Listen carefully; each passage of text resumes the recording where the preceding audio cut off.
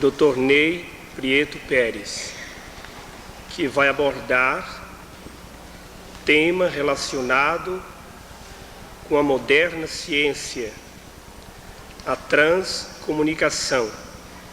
Ney Prieto pertence como diretor e trabalhador, pertence ao Instituto Brasileiro de Pesquisas Psicobiofísicas. É pessoa que, de certo modo, dispensa apresentação nesses eventos, porque é uma presença constante e sempre agradável nessas confraternizações e nesses congressos relacionados com o espiritismo ou mesmo com a parapsicologia. Com a bênção de Deus e sob inspiração do alto, passamos a palavra desde já ao nosso irmão e amigo Ney Prieto Pérez. Nós queríamos, antes de começar, transmitir aos nossos amigos e companheiros da América do Sul e da Europa e da América Central, que aqui estão conosco, inclusive dos Estados Unidos, o nosso mais efusivo abraço por estarem nesse momento tão importante que a humanidade atravessa, reunindo esforços em comum na divulgação das ideias novas, necessárias e revolucionárias na transformação humana. Esse assunto, queridos companheiros e confrades, vem exatamente num momento cíclico em que os valores históricos que a humanidade, com o transcorrer do tempo, cristalizou nos seus interesses imediatos, estão sendo todos eles contestados e reavaliados numa direção em que a dimensão espiritual será inegavelmente aquela que reformulará os padrões de comportamento que até então são comuns entre nós humanos. Não podemos discutir este assunto, que é um verdadeiro movimento com pouco mais de uma década e num avalanche incontestável de fenômenos muito bem controlados, surgindo exatamente no seio da cultura germânica europeia, quebrando aquelas estruturas sólidas da filosofia racionalista que ainda impera, e também levando a idôneos representantes de vários órgãos da Igreja tradicional católica o conhecimento dessas verdades que sempre existiram em todas as épocas, embora vistas sob ângulos diferentes, a realidade espiritual. De um lado, na Alemanha, na Suíça, na Itália, na França, agora na Espanha, homens do quilate de um Ernest Senkowski, professor de física, de Dettermeyer, do Alex Schneider, também físico, de médicos, de inegável idoneidade, vem exatamente abonar com o seu valor moral e intelectual a autenticidade desses fenômenos. E quando isso acontece numa cultura sólida, difícil de ser lograda por embustes ou se atribuir sequer qualquer engano, isso assume uma consistência muito grande para o mundo inteiro. E em falando do conhecimento que a própria Igreja vem tendo de tudo isso, de forma até muito direta, Um dos seus representantes, o padre François Brine, belga, o qual conhecemos, cujo livro Os Mortos Nos Falam, uma editora espírita vai levar a público. Este padre, embora discutindo alguns ângulos que de alguma forma polemizam a postura principalmente do processo reencarnatório, ele não fecha a questão e coloca mesmo que a Igreja jamais se definiu como contrária peremptoriamente ao princípio da reencarnação, e coloca como liberdade a qualquer um de nós de aceitá-la se assim o desejarmos. A Edicel, que tem aqui o seu estande, coincidindo com a vinda do padre Brine ao Brasil, está chegando agora, dia 25, no Rio de Janeiro, vai a Belém, vai a Salvador, vem a São Paulo, vai a Brasília, vai a Recife, para falar ao público de forma aberta e ampla, numa promoção realizada por companheiros espíritas, entendendo a importância e a necessidade de que essas verdades sejam divulgadas sem quaisquer fronteiras, me mostrando inclusive a universalidade e o princípio de liberdade que o nosso mestre insigne leonês Allan Kardec, de cuja terra aqui recebemos Roger Pérez como seu representante. O Brasil, por Kardec, profundamente se acha ligado à França. Este amor que devotamos à França é muito grande, e oxalá este país, de onde muitos de nós certamente viemos, se abrace conosco neste continente americano, constituindo um movimento sólido internacional.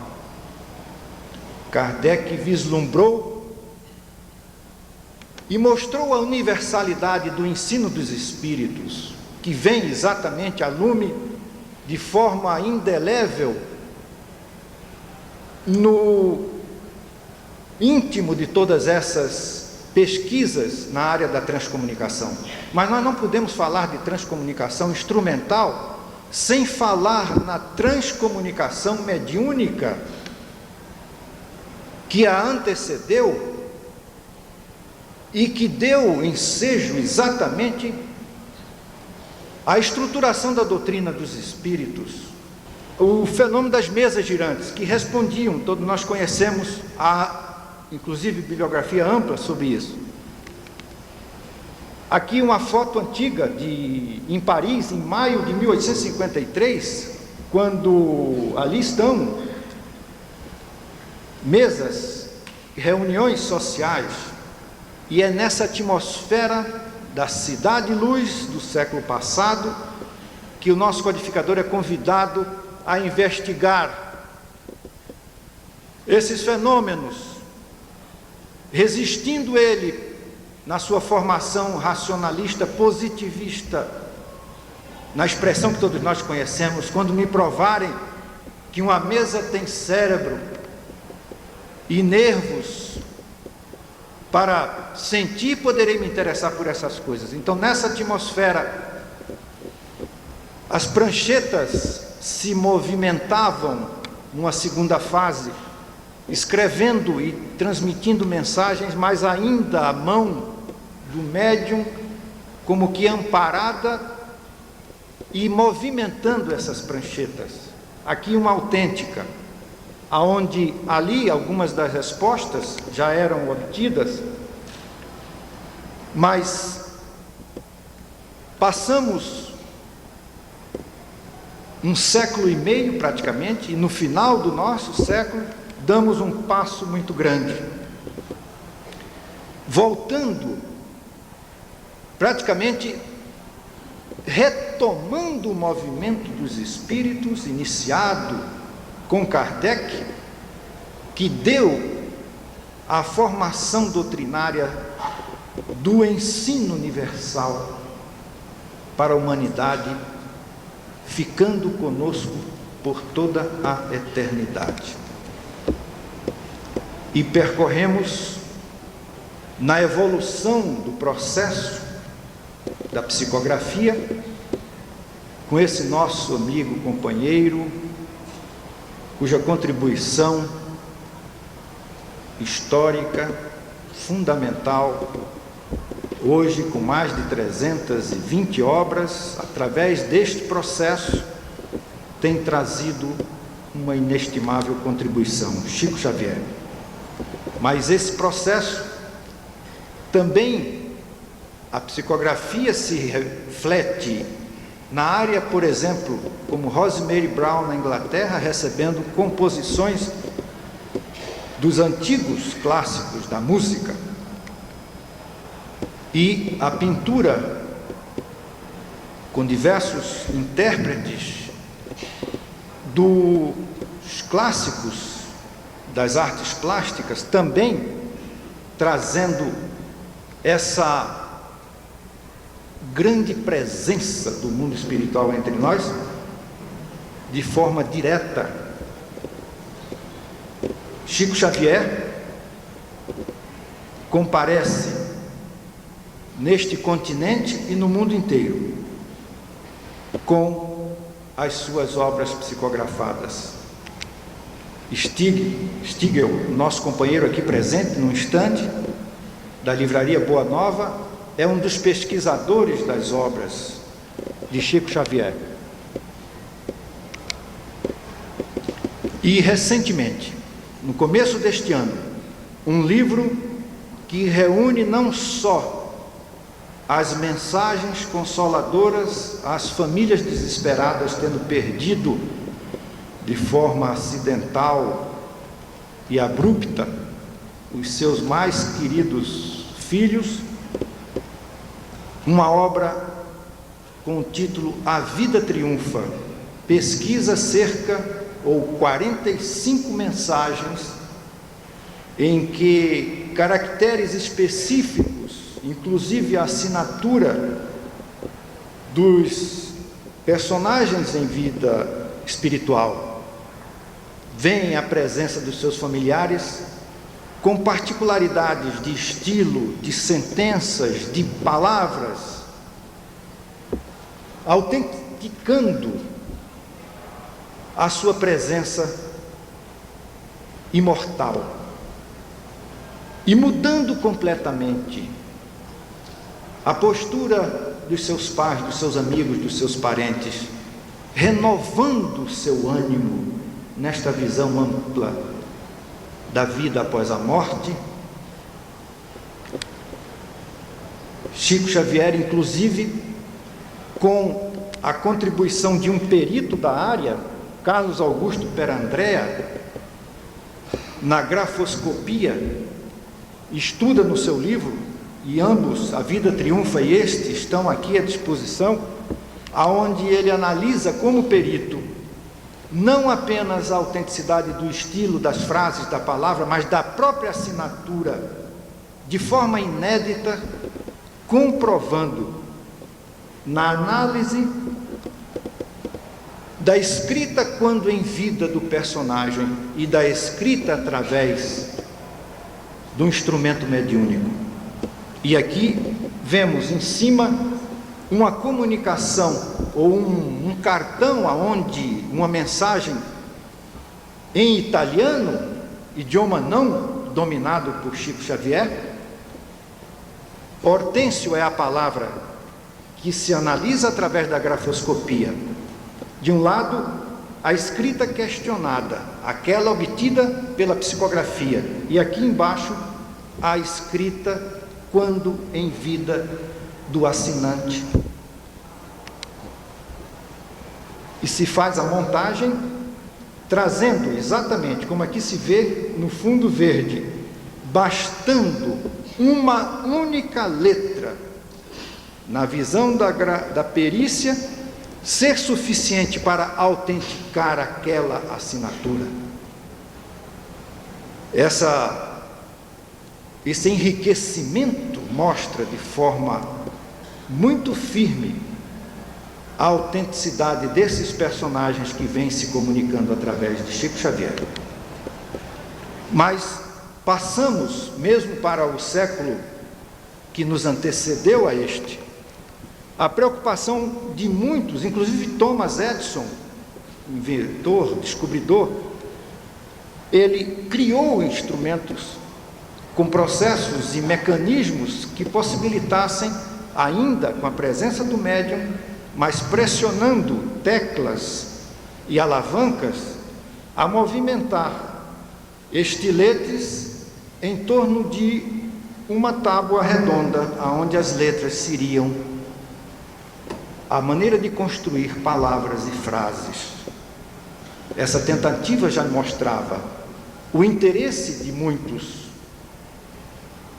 da área instrumental de se buscar a comunicação do outro lado da vida por meios mecânicos, por meios hoje eletrônicos. Começa realmente em 59, a rigor, 12 de junho de 59, com um cineasta e artista plástico sueco, Fredrik Jürgenson. Inicia ele uma fase de comunicação por via instrumental, mas sem eliminar a presença e a importância do médium como uma peça a compor o sistema. Jürgenson buscava registrar cantos de pássaros e vem e registra quando, em idioma norueguês e alemão, registra ele ao fazer voltar a fita, quando, no intento de gravar cantos de um tentilhão de faia, na sua casa de campo em Moimbo, um pouco distante de Estocolmo, ele escuta uma frase muito nítida: cantos de pássaros noturnos, um ruído de chuva e uma clarinada de trompetes. A partir daí, no mês seguinte, inicia ele a registrar, agora de forma mais direta, vozes, como que apelando a ele,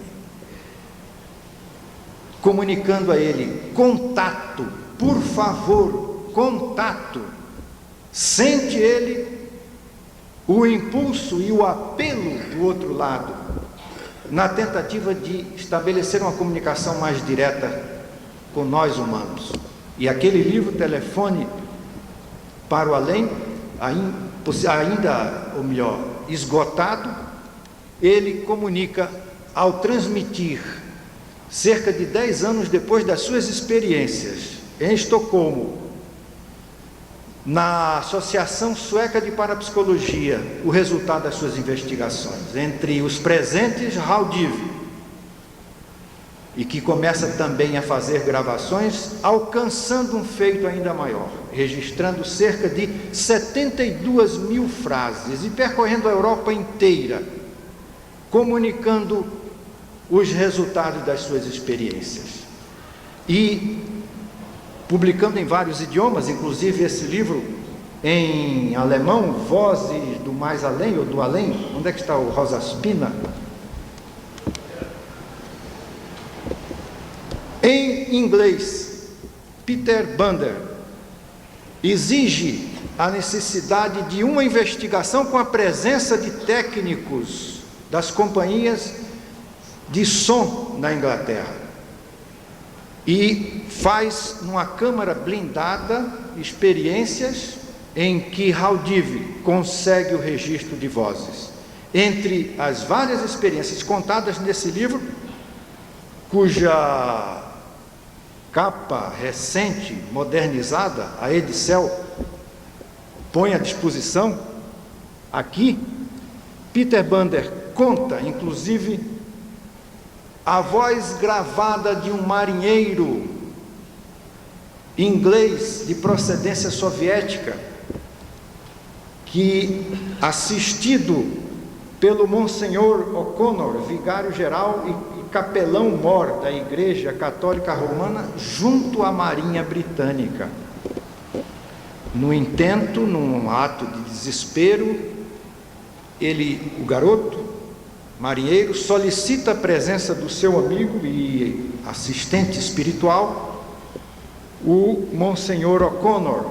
Esse não alcança chegar e, por um atraso de meia hora, o jovem, num desespero, realiza o acometimento da sua existência, mas vem pelos gravadores de Haldive e traz a sua mensagem codificada e muito bem entendida pelo Monsenhor O'Connor, que não só testemunha a sua voz, como entende claramente aquilo que ele estava comunicando, mas não permitiu o reverendo a publicação do seu depoimento antes da sua retirada da Marinha Britânica. Isso está no livro de Peter Bander, traduzido em português. O livro também traz exatamente, e é bom que se diga, que o pioneiro desta transcomunicação, Jürgenson, contratado pelo Vaticano para documentar cineasta como ele era, inclusive o funcionamento administrativo do Vaticano, gozava, na ocasião, o Papa Paulo VI da intimidade de Jürgenson. E diz o próprio padre Briner, no seu livro Os Mortos Nos Falam, que o Papa estava à corrente de tudo que vinha acontecendo nessa área, demonstrando o seu grande interesse. E é bom que se diga, um registro recente no Congresso de Transcomunicação, Congresso Internacional de Transcomunicação, em novembro de 89, na Basileia, Suíça, indagado num painel, o padre Briner, qual o interesse do Vaticano nessas descobertas, ele comunicou para cerca de 1000 assistentes numa plateia como a nossa, que o Vaticano lhe dava toda a liberdade de se dedicar a essas investigações e manifestava o mais alto interesse, porque entendia que este contato com a vida após a morte poderia esclarecer e conscientizar, contribuindo muito à humanidade para a reformulação dos seus valores. E se diga que, sendo ele agraciado com a Ordem de São Gregório o Grande, sem ser católico, Jürgenson não era católico, embora não tenha sido pelas suas pesquisas, mas pelos seus trabalhos como cineasta, essa homenagem, isso assume um significado profundo. Isso dito pelo próprio padre Briner, como uma forma de apoio ao trabalho particular do Jürgenson. Segue, na sequência do evoluir da década de 70, o questionamento de George Mick, um engenheiro eletricista, detentor de várias descobertas na sua área profissional. Este homem que por várias vezes percorreu o mundo inteiro, em contato com os grupos que estão sempre desenvolvendo, inclusive no Brasil, gozando da amizade muito próxima com o Dr. Hernani Andrade, George Mick questiona: por que não obtermos um diálogo nos dois sentidos? De forma que não só a voz do outro lado seja gravada por fita, mas que se possa dialogar nos dois sentidos, e cria ele, imagina ele o Spiricom, cuja palavra significa comunicação com os espíritos, e desenvolve com os seus auxiliares esse esquema com vários componentes, conseguindo, depois de mais ou menos 5, 6 anos, o modelo 4, a uma comunicação, um diálogo direto com vários espíritos. Aqui está George Mick e Ernest Senkowski, já seu amigo da Alemanha, que depois transferiu esta tecnologia, que na Alemanha Otto Hans Koenig a aprimorou. É mais ou menos, não nos preocupando muito em querer mostrar detalhes do esquema como uma composição técnica, mas uma confluência de campos de determinadas características, e ali, naqueles círculos concêntricos amarelos, o espírito como que entrando na confluência dessas ondas e fazendo um esforço de falar, assim eles comunicam, a voz sai. E é gravada. Nós vamos, aqui é o local, na casa do operador, William O'Neill.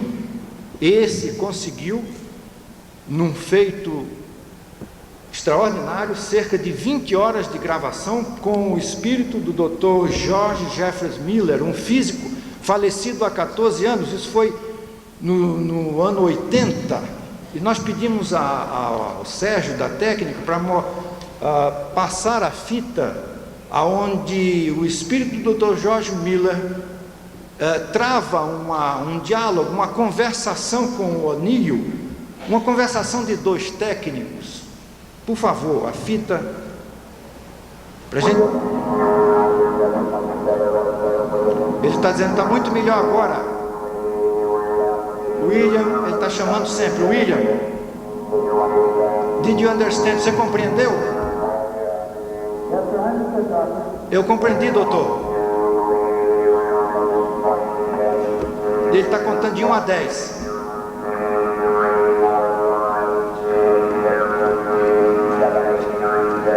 Nine, 10, 9, 10.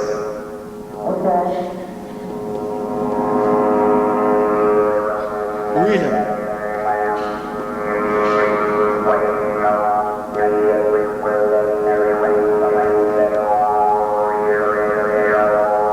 Ele faz modulações na voz buscando uma melhor sintonização.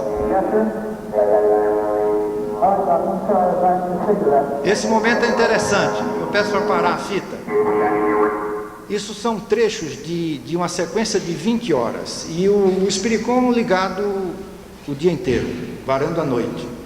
E o espírito do Dr. Miller dizendo para ele: eu não tenho muito tempo, eu não vou ficar muito tempo. E a gente entende isso, ele não ia ficar muito tempo naquele plano mais denso em que foi possível ele trazer a sua presença pelo efeito da voz, pelo efeito sonoro. E nesse instante ele chama, muitas vezes acordando o O'Neill e dizendo: venha, eu não posso perder tempo, não podemos perder tempo. E tentando, como dois técnicos, inclusive dando sugestões de mudanças no esquema do Spiricom. Tem um momento em que O'Neill está na cozinha e ele está aqui na sala onde o Spiricom está ligado, chamando O'Neill, ele chama por Bill, né? William, Bill, vem cá, Bill, o que é que você estava fazendo? E o Bill disse: desculpe, doutor, eu fui tomar um café e fumar um cigarrinho. E ele dá uma bronca no Bill: esse cigarro vai te matar ainda, vamos trabalhar. E coisas assim. Bom, eu acho que pela dificuldade do tempo a gente vai ter que caminhar um pouco. A fita é essa amostra, vocês entenderam, é uma voz semelhante a uma voz de um sintetizador, embora na Alemanha Otto Koenig já aprimorou isso, tirou esses ruídos de fundo e já levou isso para a TV de Luxemburgo.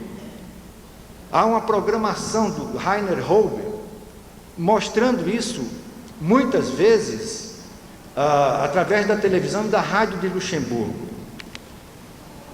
E George Mick, fazendo as suas viagens, entra em contato com um grupo de Luxemburgo e mostra, publicando, daí o acesso, o Dr. Hernani recebendo diretamente do George Mick todas essas informações pelos boletins da Meta-Science Foundation. Num dos boletins, George Mick mostra fotos do Vidicom que fora antecipado pelos próprios físicos em espírito do seu desenvolvimento. E é através da televisão, imagens em preto e em branco, imagens fixas, essa, por exemplo, da Hannah Bushbeck, um espírito que já em vida, já tinha uma contribuição nessa área da transcomunicação instrumental na Alemanha. Aqui a foto de uma jovem saindo de um lago, ainda se vê o movimento das ondas, e jogando um beijo para todos vocês que aqui estão. Sabia ela que, sendo fotografada, nós íamos tomar conhecimento da sua imagem. E esses são os boletins que o George Mick tem lançado, Horizontes Ilimitados, pela Meta-Science Foundation, comunicando todos os avanços no mundo inteiro dessas descobertas.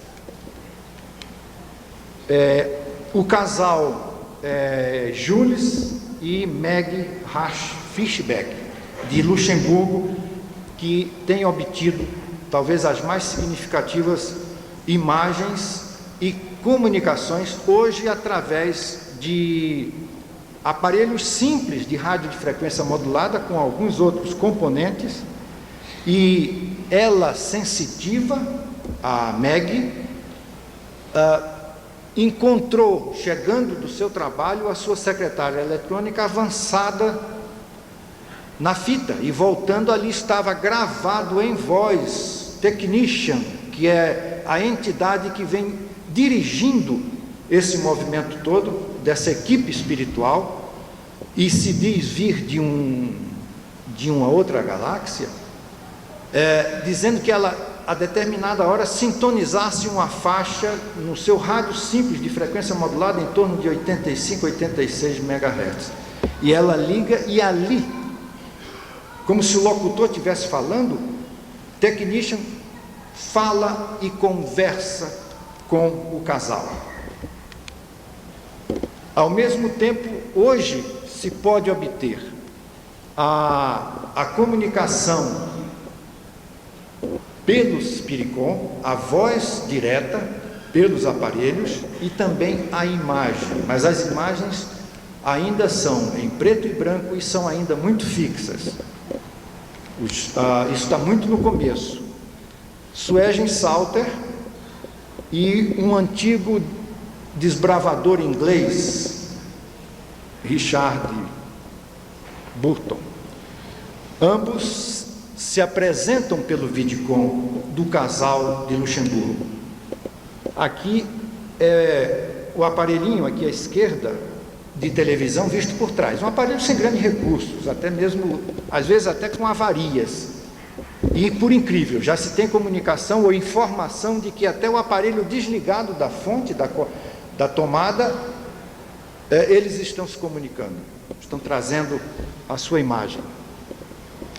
Dois jovens em que os familiares não se conheciam, e eles, pertencendo à mesma comunidade espiritual, estão ali, talvez num refrigério, num banho, num lago, numa piscina do plano espiritual. Isso deve existir por lá também, né? E existe, aí está documentado. Eles se dando as mãos, é interessante ver no vídeo, eles se movimentam. Depois os familiares se conheceram e eles propiciaram isso. Aqui é como Technician se manifestou pelo Vidicom.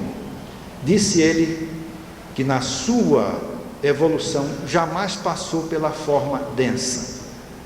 ele se apresenta como uma chama luminosa. Um casal em Estocolmo, a senhora Ellen recebe de manhã, intuitiva, a mensagem de ligar o seu vídeo a 1h15, num canal aberto onde nenhuma estação ali esteja. Ela o faz e ali a imagem à direita de Jürgenson se apresenta no exato momento em que os seus funerais eram realizados. Aqui à direita é a foto, a última foto de Jürgenson, 6 meses antes dele morrer. É uma constante, comparando as fisionomias de vida já idosa, avançada, no momento da morte, com a imagem em espírito, elas apresentam-se remodeladas, ou seja, remoçadas. Então, quem está muito preocupado com o seu visual físico, lá no plano maior a coisa é diferente, a gente vai estar um pouquinho melhor. Pelo computador, Meg também tem recebido mensagens. Aqui é uma mensagem em alemão. Não vai dar tempo, senão a dona Zita poderia traduzir para a gente, mas os computadores também estão servindo de instrumentos para a comunicação de espíritos, trazendo mensagens, informando como é o outro lado da vida de forma direta, sem rodeios, mostrando assim o que é que nos espera. Ali mostrávamos Rainer Hobe na TV e rádio de Luxemburgo, à esquerda Klaus Schreiber, à direita o físico alemão Senkowski. Klaus Schreiber, na Alemanha, se dedicou ao Vidicon, e nesse livro, Imagens do Reino dos Mortos, Klaus Schreiber mostra, inclusive, várias dos seus vídeos, ou dos seus vidicons. Aqui, por exemplo, a imagem de Romy Schneider. Ali, acima, ela começa a se formar e aqui ela se configura. Nós vamos ter que correr. O próprio Haldiv, já falecido, já está integrando a equipe espiritual de técnicos. A imagem dele paranormal, obtida pelo Vidicon, e a foto dele em vida. A Gabriela Alvise, na Itália, mostra a comunicação com a sua filha Roberta. Muito rica, muito interessante. E aí seguimos ainda na Itália com Marcello Batti em Grosseto, o aparelho que ele conseguiu gravar várias comunicações com o plano espiritual. Existe fita mostrando isso. Em Milano, Otto Koenig com seu Vidicon e Schreiber e Martin Wenzel também, outro alemão dedicado, vem obtendo as melhores imagens nessa área do Vidicon. O Congresso da Basileia, em 89. Quase 1000 pessoas num auditório como o nosso, da Europa inteira, discutindo exatamente o Alex Schneider, o presidente da Associação Suíça de Parapsicologia, que promove anualmente congressos, e aquele ano foi dedicado à transcomunicação. O Dr. Senkowski faz uma palestra de abertura. Este homem é de uma consistência, de uma convicção daquilo que ele está comunicando, de impressionar. Há um dos painéis, inclusive ali, aquele que está com o rosto virado para a sua direita é o padre François Brini.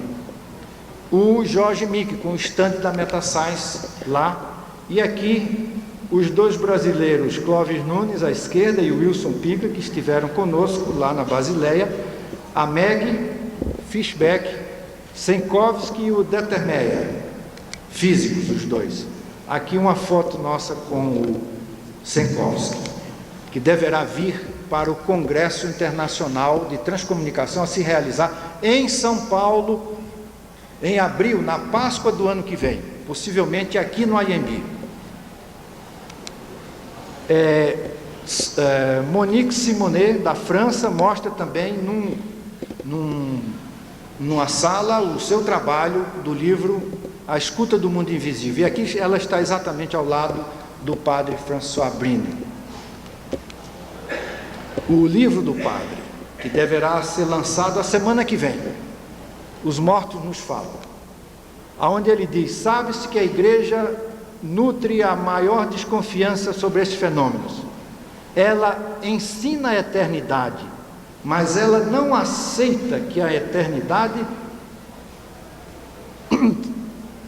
se possa viver e entrar em comunicação com ela. Eu mostro que isso não tem sido sempre assim. E mais adiante ele diz: o após-vida existe e nós podemos nos comunicar com aqueles que nós chamamos os mortos. Muito obrigado.